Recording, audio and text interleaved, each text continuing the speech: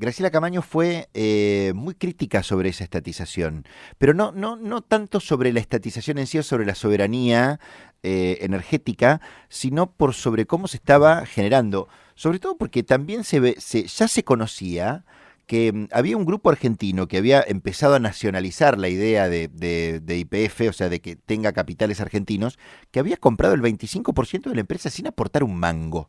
No, a mí me gustaría hacer un negocio así en algún momento. No me va a llegar, pero se lo voy a preguntar a Graciela Camaño, que tiene la amabilidad de atendernos. Hola Graciela, desde aquí de Mar del Plata, de Radio Brisas.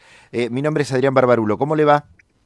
¿Qué tal? ¿Cómo está? Muy bien, muy bien, ¿Cómo le va? muy bien, muy bien. Me gustaría, Graciela, escucharla porque en su momento le han pegado con un caño cuando usted defendía la postura con respecto a que no hablaba en contra de la soberanía energética o de la posibilidad de tener una empresa energética nacional, sino de lo que estaba ocurriendo en sí, ¿no? Y está bueno, me parece, traerlo a colación, ¿no? Digamos, ¿qué le queda todavía de lo que fue esa discusión del 2012? Que estamos igual que antes. O Ujú, sea, no se puede hablar con seriedad porque, bueno, desde el poder se construyen relatos y esos relatos que se construyen no permiten el análisis de las cuestiones y, bueno, se instalan, se genera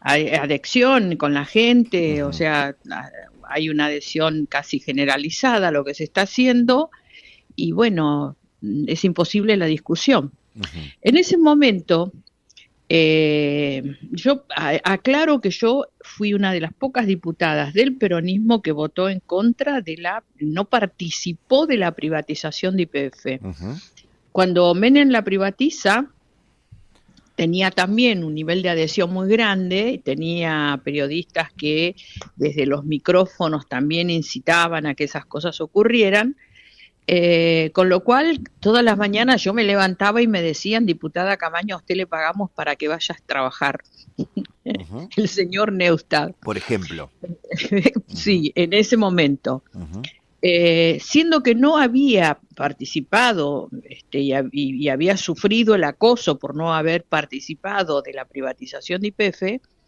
cuando llega este proyecto, primero la argentinización de la mano de Néstor Kirchner, ujú, que cuando uno miraba había algunas cosas que no cerraban. Por ejemplo, el dinero que iba a poner quien venía a hacerse cargo de esa argentinización, que era que algún empresario argentino compre acciones. ujú.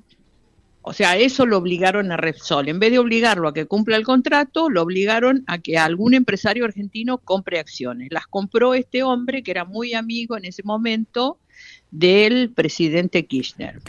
Además Ahora, era el dueño del Banco de Santa Cruz, Graciela. sí, pero mira, que no te tape el monte el bosque. A ver. Cuando compra el 25% de las acciones, y esto está en los contratos, Ujú, el tipo pone 300 millones de dólares y se queda con una deuda de 3.000 millones de dólares. ujú, Esa deuda, lo que hacen ellos es ponerle una cláusula de obligación de rescate de obligaciones negociables. ujú. ¿Me entendés? Sí, sí. Y eso está en los prospectos de emisión y son obligatorios, o sea, hay un rescate de 60 días al momento de un supuesto de nacionalización si ocurriera. O sea, cuando Eskenazi compra, además de regalarle la compañía, ponen una cláusula en el contrato que en el caso de que se nacionalice la empresa, los bancos que le dieron todos los préstamos a este señor tenían la posibilidad de ejecutar su plata, que le paguen su plata, porque le habían dado la plata. Ujú, ¿Me entendés? Bueno, ujú. eso está en el contrato, está en los prospectos de la emisión. Ese es el quid de la cuestión. Y eso es lo que yo denuncio en el recinto. Ujú, O sea, YPF estaría obligada, en caso de que los bancos exigieran la ejecución de esa cláusula, que era una cláusula gatillo, sí. a la presentación de resultados, detalles pormenorizados del funcionamiento de la compañía, ¿Qué es lo que hacen las empresas en la bolsa de Nueva York? Mediante un formulario en el que figura generalmente un apartado donde se le advierte al inversor de los compromisos que asumieron las partes y los del convenio, digamos, el derecho de los acreedores a percibir el dinero financiado. En el momento en que nacionalizaste se activa. Bien. ¿Qué hacen ellos cuando nacionalizan, que es el tercer paso del sainete? Ellos pueden expropiar cualquier cosa porque está en la Constitución, eso no es ningún invento, no necesitas ir a la inteligencia global, artificial para saberlo. Bien. Ahora, vos tenés que pagar todo. Vos podés expropiar, pero tenés que pagar todo. Y todo es todo, incluyendo esta cláusula tremendamente perjudicial para la nación que se puso cuando se le dio se le regaló la empresa al señor Eskenazi. Yo me imagino que ellos obviaron esto de manera totalmente irresponsable, por supuesto, ¿no? Porque esto estaría como sacando a la luz de que ellos habían regalado la empresa Eskenazi. En síntesis, es fácil, se fueron, hicieron el juicio y como resulta obvio, hay una expropiación, tiene que haber un pago de todas las obligaciones, esta era una obligación, y acá estamos los argentinos todos pagando el relato.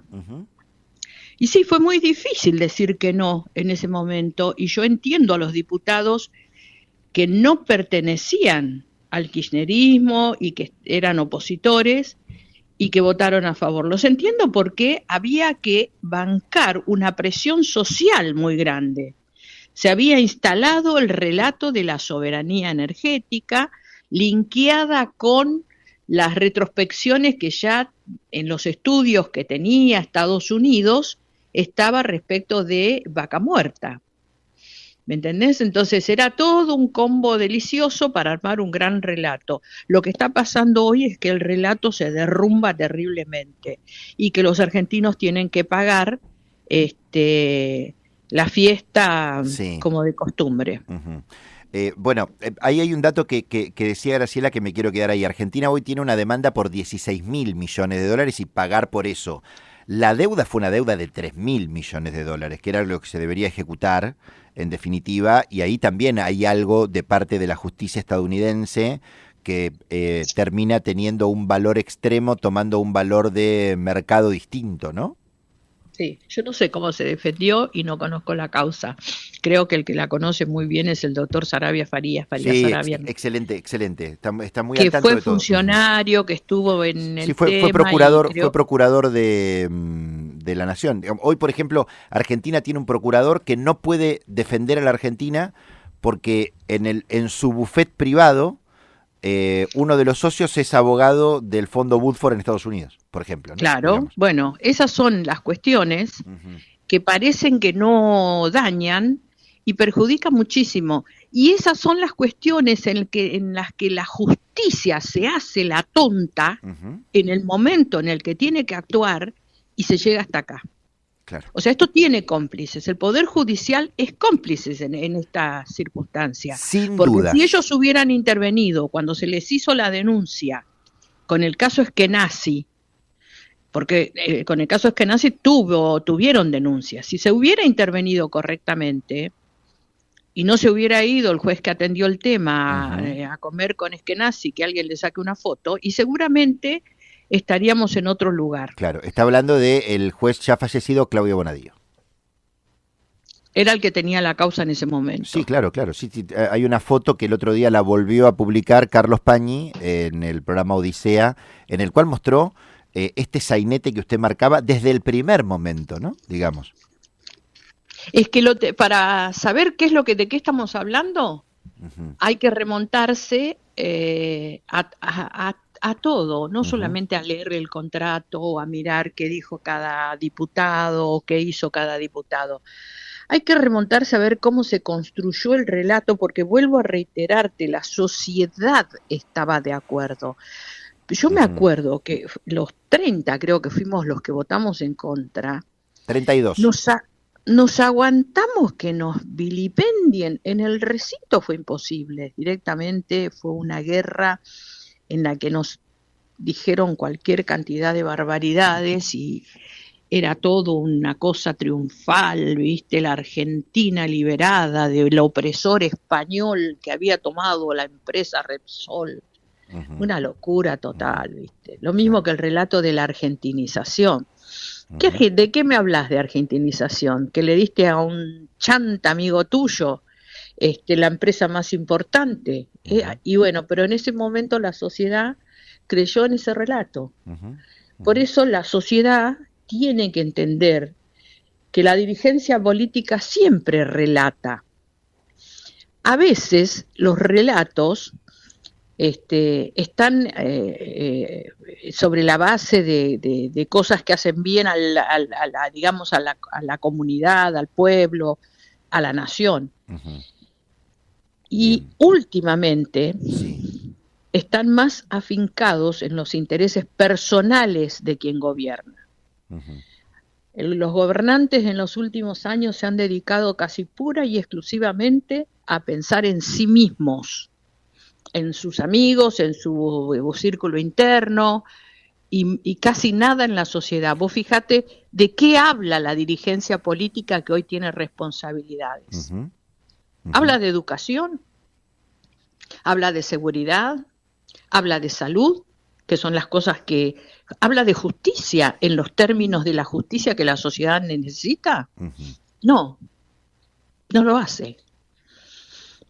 Así que bueno, le pregunto, es lamentable. Le pregunto, Graciela, la última, agradeciéndole la comunicación e invitándola obviamente a los estudios de la radio para cuando esté por Mar del Plata. La esperamos para charlar un rato cuando usted quiera. Pero la última pregunta que le hago es, ¿en qué situación ve hoy la política en la Argentina? En esto que marcaba, ¿no? Digamos, está claro, digo, pero es un año electoral. En este año electoral parece que hay una idea de tercera posición que no va a llegar nunca, ¿no? Digamos, estamos casi como entrampados entre relato y relato, ¿no? Y sin embargo, sabemos que hay un montón de gente que no es ni kirchnerista ni libertaria, ¿no? Además hay gente que puede mostrar gestión. O sea, hay un montón de personas, de dirigentes políticos que pueden mostrar gestión. Y voy a mencionar gente con la que no tengo nada que ver. Sí. Rodríguez Larreta te puede mostrar gestión. Te puede mostrar cómo trabajó. Schiaretti te puede mostrar cómo trabajó. Schiaretti fue un candidato en la última elección. ¿Qué nos pasó a los argentinos que elegimos la simbología de una motosierra a un dirigente al que lo podíamos mirar en la gestión de su provincia, cómo había actuado, cómo había trabajado, qué había hecho? Urtubey te puede mostrar gestión. O sea, hay tipos que te pueden mostrar cómo gestionaron las administraciones de sus provincias. Basta de dejarnos engañar, de votar el relato fantasioso de gente que te llama a creer en la espiritualidad y parece que están hablando desde un púlpito.